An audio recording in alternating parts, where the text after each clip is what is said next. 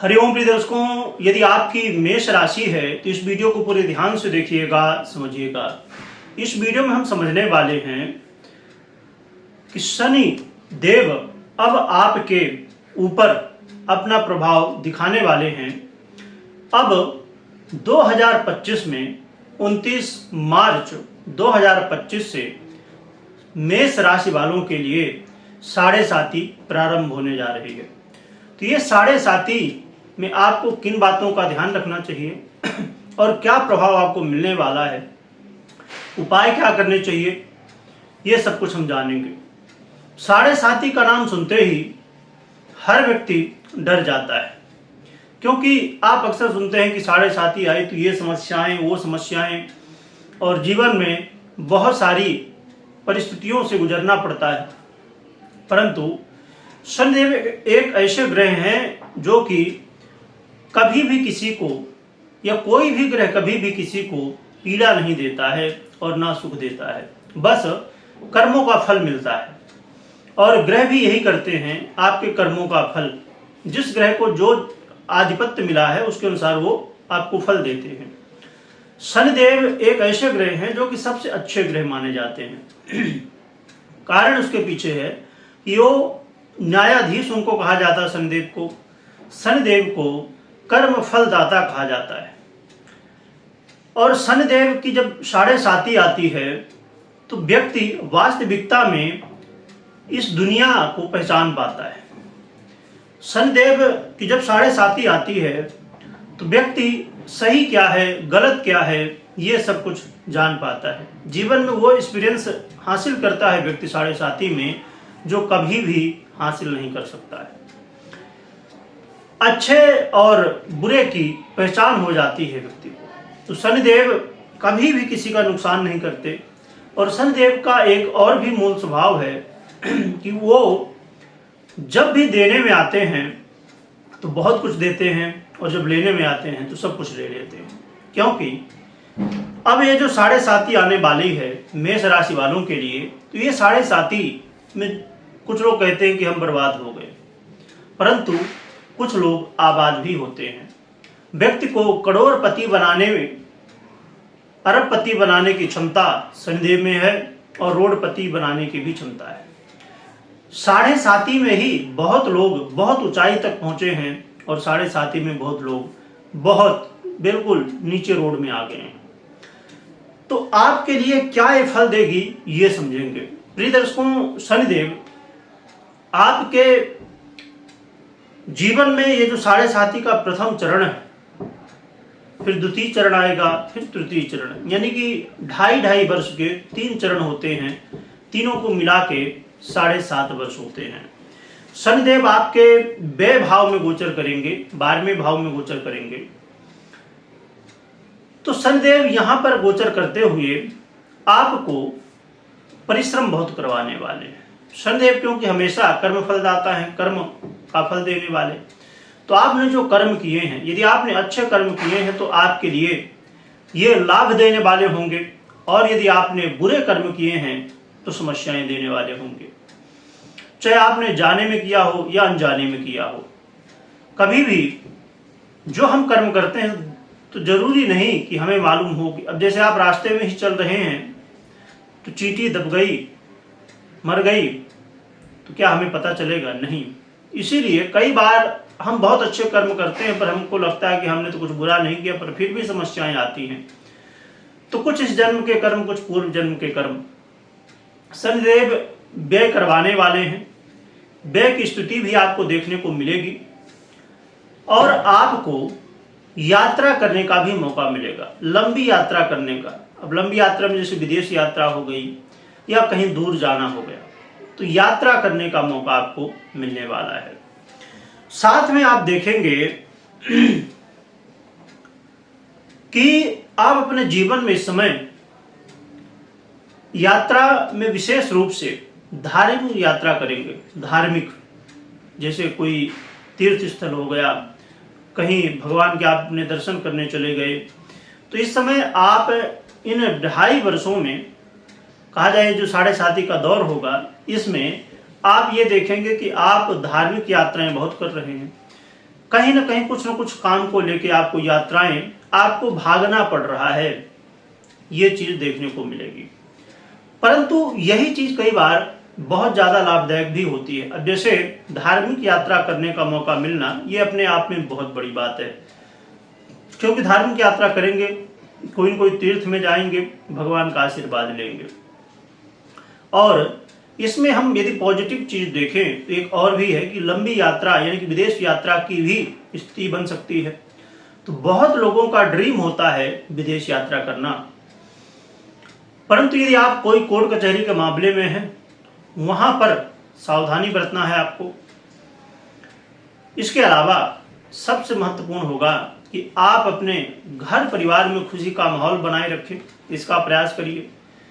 घर परिवार में कोई भी बातें हैं तो जल्दबाजी में किसी को कुछ कहना नहीं है। थोड़ा हो सकता है कि कुछ बातें हो जाएं, तो हर एक व्यक्ति, हर एक सदस्य का धर्म होता है घर के कि एक दूसरे को समझे और एक दूसरे का सहयोग करे।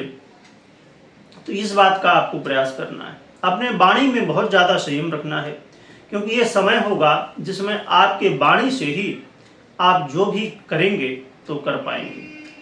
तो अपने वाणी में संयम रखिए। हो सकता है कि आपके वाणी की वजह से शत्रुता हो जाए, आपकी वाणी की वजह से कई तरह की समस्याएं उत्पन्न हो जाए। तो इसलिए वाणी को बहुत ज़्यादा कंट्रोल रखने की आवश्यकता रहने वाली है। पैतृक संपत्ति से जुड़ा हुआ कोई भी मामला है, जैसा है वैसा रहने दीजिए, उसमें पढ़ने की आवश्यकता नहीं है। उसमें पढ़ेंगे तो फंसेंगे, इसलिए इन चीज़ों से आपको बचना होगा। इसके अलावा इस समय आपको अपने स्वास्थ्य का ध्यान रखना होगा। योग प्राणायाम करते रहिए, अपनी दिनचर्या को बेहतर बनाइए, ये आपके लिए अच्छा रहेगा, क्योंकि संभावनाएं हैं हड्डियों से संबंधित, पेट से संबंधित या किसी भी तरह स्वास्थ्य की समस्याएं देखी जा सकती है। आपको तेल मसाला इन सब चीज़ों से दूर रहना चाहिए और नित्य प्रति प्रयास करना चाहिए, जितना हो सके संयम बरतिए। लोगों से बात विवाद में बिल्कुल भी नहीं पड़ना है। कोई दो शब्द कहता है उसको कहने दीजिए, आपको परेशान नहीं होना है। संदेह खुद उसको जवाब दे देंगे। आप अपने कर्म को करते रहिए। देखिए, कभी कोई मित्र बनता है तो कभी कोई शत्रु बनता है। ये जीवन है, जीवन में शत्रुता मित्रता होती रहती है। कई बार कुछ ऐसे शत्रु होते हैं बहुत परेशान भी हमें करते हैं, परंतु ये पक्की बात है देखिए कि जो जैसा कर्म करेगा, यदि कोई आपको परेशान कर रहा है तो वो भी एक दिन परेशान होगा। तो हमें अपने कर्म में ध्यान देना है, ना कि दूसरों से बात विवाद में। प्रिय दर्शकों, इस समय इन बातों का ध्यान रखिए। कैसा भी हो जाए, कैसी भी स्थिति परिस्थिति हो, आपको किसी को, ऐसे व्यक्ति को, क्योंकि कई बार ऐसा होता, हो सकता है आप मैनेजर हों, हो सकता है आप कंपनी के ओनर हों, या किसी भी स्थिति में हैं, कोई व्यक्ति आपके हाथ के नीचे यदि काम करता है, उसे सताइए मत, उसे कुछ कहिए मत, उसका मन दुखी ना होने दें, कोशिश करें। आपकी मैरिज लाइफ हो या कोई भी हो, आपके घर परिवार के सदस्य हों, कोई कुछ दो शब्द कह भी दिया, हमें थोड़ा बुरा भी लगा, तो बस हमें उसे सुन लेना है। जरूरी नहीं हमेशा प्रिय दर्शकों जवाब देना ही उचित होता है। कई बार जवाब ना देना जवाब देना होता है, और आगे आने वाली समस्याओं से बचने का बड़ा एक रास्ता होता है कि हम किसी को जवाब जल्दी ना दें। इसके अलावा प्रिय दर्शकों, यहाँ पर आपको एक चीज का और भी ध्यान रखना है कि कुछ भी हो जाए, आपको नियम बना लीजिए, अभी से नियम बना लीजिए, क्योंकि जब कहते हैं ना कि जब मुसीबत आ जाए फिर हम उस समय कुछ करें तो फिर बड़ा मुश्किल होता है कि बच पाएं। कभी कोई बच भी जाता, कोई नहीं बच पाता है मुसीबत से। आप आलस्य करना छोड़ दीजिए, आलस्य बिल्कुल भी मत करिएगा, क्योंकि शनिदेव यही कहते हैं तुम कर्म करो, कर्म करो बस। तो शनिदेव ये कहते हैं कि सत्य के रास्ते में चलो और कर्म करो। तो सही रास्ते में चलना है, चाहे धन प्राप्ति की बात हो, चाहे किसी भी स्थिति की हो, आपको सही के रास्ते में चलना, गलत रास्ता बिल्कुल भी नहीं अपनाना, आलस्य बिल्कुल भी नहीं करना, क्योंकि इस समय आलस्य भी होगा, इस समय आप मार्ग भटकेंगे भी और कर्ज की स्थिति से जितना हो सके तो दूर रहिए, चाहे कर्ज लेना हो और चाहे देना हो। कर्ज लेना भी उचित नहीं है, कर्ज देना भी उचित नहीं है, दोनों में समस्याएं हैं। तो आपको इनसे सबसे बचना चाहिए। आपको इस बात का भी ध्यान रखना चाहिए कि शनिदेव व्यक्ति को मेच्योर बनाना चाहते हैं, ये बताना चाहते हैं कि दुनिया में तुम्हारा कौन है और पराया कौन है। क्योंकि हम बहुत सारे ऐसे लोगों को समझते हैं कि हमारा हितैषी, हमारा मित्र, हमारा अपना है, परंतु वास्तविकता में जो दिखने में है वो अंदर से नहीं है। तो सत्य क्या है, असत्य क्या है, इस दुनिया में क्या करना चाहिए, क्या नहीं करना चाहिए, क्या उचित है, क्या अनुचित है, ये शनिदेव बताते हैं। यदि ये चीज आप खुद समझ जाएं तो फिर शनिदेव को बताने की आवश्यकता नहीं होगी।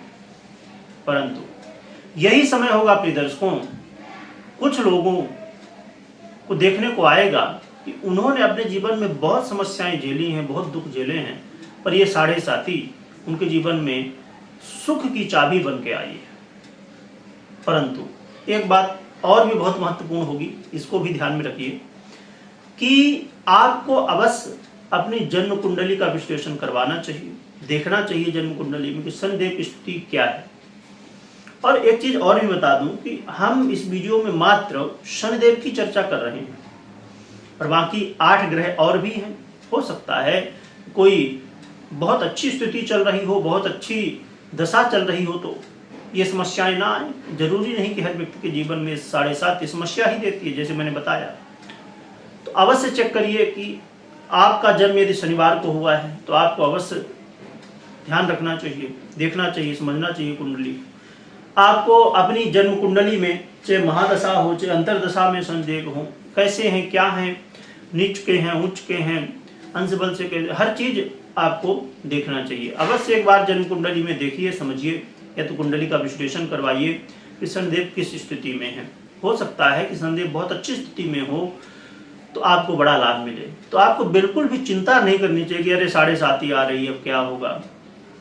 कोई भी समय आए, हमें ना तो बहुत खुश होना चाहिए, ना बहुत दुखी होना चाहिए। हो सकता है कि आपके जीवन में यही 7.5, जैसे मैंने अभी कहा, कि आपकी सफलता का, आपके जीवन में सुखों का